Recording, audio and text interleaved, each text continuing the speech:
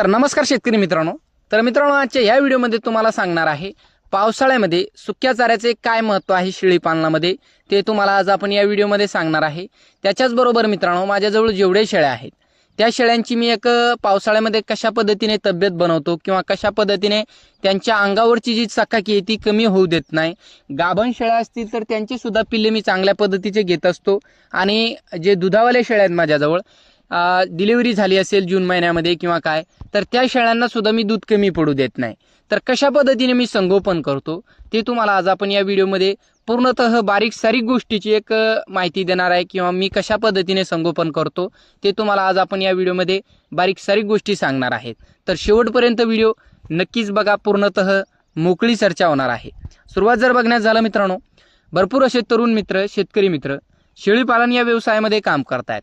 आता शेळीपालन या व्यवसायामध्ये काम करत असताना काही मित्र फिरस्तीमध्ये काम करतात, काही मित्र अर्धबंदिस्तमध्ये, आणि काही मित्र कायम बंदिस्त शेळीपालनामध्ये सुद्धा काम करतायत.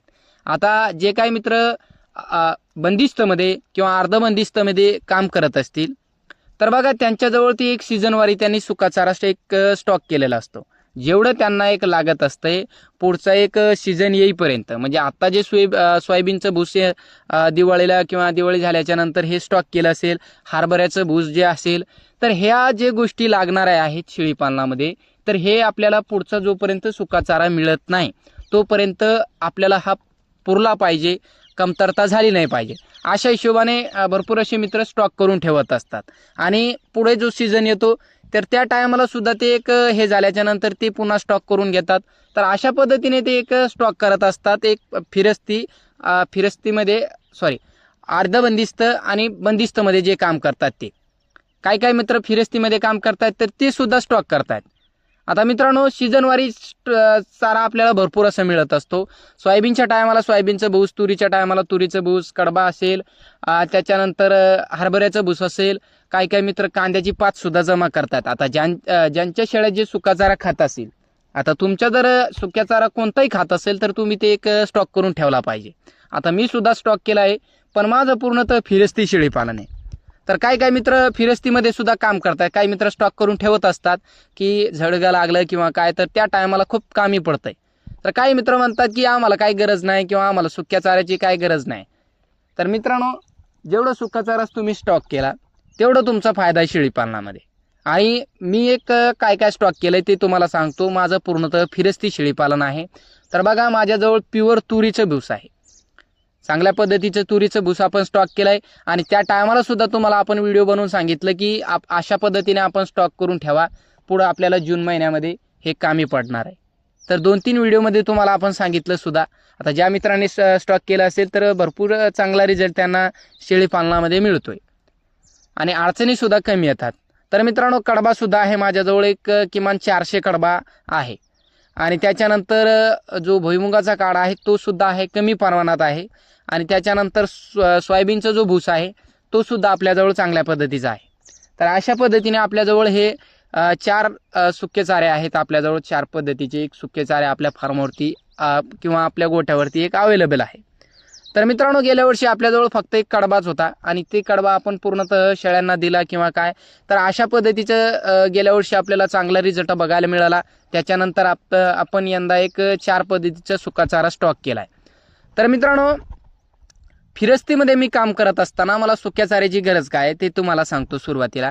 आता समोर जे तुम्ही बघताय, जेवढ्या माझ्या शेळ्या असतील तर जेवढं एक पाणी साचून राहते काही क्षेत्रात, तर बघा मागे आमच्या इकडे पाणी पडलं आणि जे डोंगराळ बाग आहे त्याच्यात तर पूर्णतः गवत हिरवं झालंच नाही, पण काही क्षेत्रामध्ये पाणी साचून राहतंय. तर तशा जागी एक लवकरात लवकर गवत एक हिरवं होत असतंय. तर ते तुम्ही बघताय. तर तशाच पद्धतीच्या एक क्षेत्रामध्ये आपल्या एक शेळ्या चरतायत आणि त्याच्यामध्ये पूर्णतः हिरवगार गवत आहे. मित्रांनो, बघू शकता तुम्ही, चांगल्या पद्धतीचं काय जास्त मोठा गवत नाही, काय नाही. पण अशाच पद्धतीने जे काही मित्र फिरस्तीमध्ये काम करत असतील, अर्धबंदिस्तमध्ये काम करत असतील, आता जून महिन्यामध्ये जर पाणी तुमच्या इकडे पडला तर त्याच्यानंतर काय होतं मित्रांनो, पूर्णतः एक 4-8 दिवसामध्ये हिरवगार गवत होतंय. आणि बघा, हे आमच्या इकडे तर तवरूत आहे शेळ्यांना खाण्यासाठी. आणि जून महिन्यामध्ये ज्या टायमाला पाणी पडेल तर त्या टायमाला सुद्धा चांगल्या पद्धतीचं एक हिरवगार गवत होतंय. तर गवत शेळ्या खूप आवडीने खातात आपल्या, पण याच्यामध्ये फायदा मिळत नाही मित्रांनो. लागल तेवढं शेळ्यांची क्वालिटी बनत नाही सुरुवातीला. म्हणजे ज्या टायमाला गवत कवळं असतंय किमान त्या गवताला कांडी धरत नाही जोपर्यंत गवत, तोपर्यंत ते शेळ्यांच्या एक शरीराला लागू होत नाही चांगल्या पद्धतीचा. आणि दुधावाल्या शेळ्या असतील तोपर्यंत शेळ्यांना दूध सुद्धा चांगला येत नाही. आता बघा, हे जे गवत आहे शेळ्यांच्या एक जिभेला चव मिळते म्हणून शेळ्या आवडीने खात आहेत, पण याच्यामुळे आपल्याला फायदा नाही. शेळ्यांना सुद्धा एक पोटभर चारा मिळतोय तर ते एक त्यांना आनंद होतोय हिरवं खाण्यामुळे, पण शेळ्या सुधरत नाही याच्यामुळे. याच्यामध्ये असतं मित्रांनो पाण्याचा प्रमाण एकदम 90% जर म्हणलं आपण पूर्णतः पाणीच याच्यामध्ये, तर एक पाणी जास्त असल्या कारणामुळे शेळ्या पाणी सुद्धा पित नाही. दुसरा म्हणजे काही शेळ्या खाली आपले एक पिल्ले असतील, लहान लहान जर आपण काही मित्र खांडामध्ये पिल्ले सुद्धा सोडत असतात. आता पिल्ले जर आपण खांडामध्ये लहान सोडले तर ह्या गवतामुळे किंवा मोठ्या शेळ्या असतील, गाभण शेळ्या, खाली शेळ्या, तर ह्या शेळ्यांना सुद्धा सुरुवातीला संडास लागते.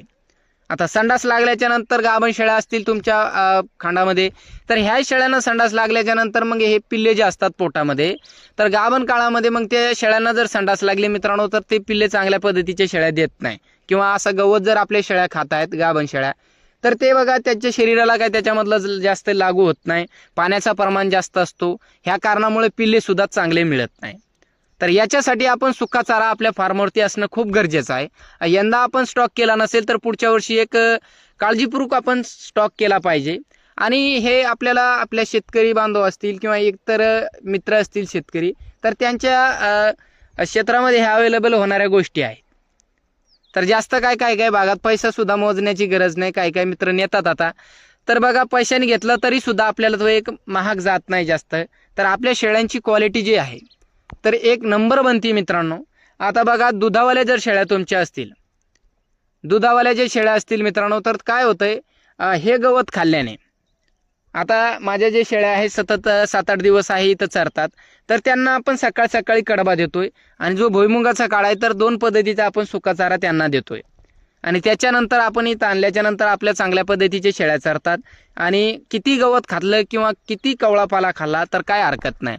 तर अशाच पद्धतीने जून महिन्यामध्ये जो सुरुवातीला पाणी पडणार, तर किमान मी 1 महिनाभर माझ्या शेळ्यांना सकाळी एक सुका चारा कमी प्रमाणात का असेल, 25%, 30% अशा प्रमाणात का असं, पण मी माझ्या जे शेळ्या आहे त्यांचं एक नियोजन यंदा अशा पद्धतीने करणार. त्याच्यामुळे काय होणार आहे मित्रांनो, शेळीपालनामध्ये म्हणजे जो फिरस्ती शेळीपालन आहे त्याच्यामध्ये खूप चांगला रिझल्ट मिळणार आहे. तर गाभण शेळ्या, काही खाली शेळ्या, तर भरपूर शेळ्यांना दूध सुद्धा चांगला आपल्याला बघायला मिळणार याच्यामध्ये. आणि पिल्लांची सुद्धा वाढ चांगल्या पद्धतीची होणार. लहान पिल्लं जे माझ्या खांडामध्ये तर सोडत नाही मी, फिरस्तीमध्ये मी काम करतोय, लहान पिल्लं मी शक्यतो सोडत नाही. पण काही वेळेस दुसरी बॅच आल्याच्या नंतर ते एक पिल्ले आपल्याला सोडावं लागतात. तर ते जर पिल्ले आपण सोडे फिरस्ती शेळीपालनामध्ये आपले, तर त्यांना सुद्धा मी संडास लागू देत नाही. किंवा जो आपल्याजवळ सुका चारा आहे तो जर आपण त्यांना चांगल्या पद्धतीचा दिला तर खूप चांगला रिझल्ट आपल्याला एक यंदा फिरस्तीमध्ये मिळणार आहे. आणि अशा पद्धतीने भरपूर असे मित्र काम करत असतील शेळीपालनामध्ये, तर अशा पद्धतीने तुम्ही काम करा शेळीपालनामध्ये 100%. आता ही जे माझ्या शेळ्यांची तब्येत मी बनवतो पावसाळ्यामध्ये, तर त्याच्यावरतीच मी ती तब्येत पुन्हा हिवाळ्यामध्ये सुद्धा आपले एक तुरीचे क्षेत्र रिकामे होत असतात, त्या टायमाला सुद्धा एक चांगल्या पद्धतीची तब्येत आपल्या शेळ्याची बनत असते.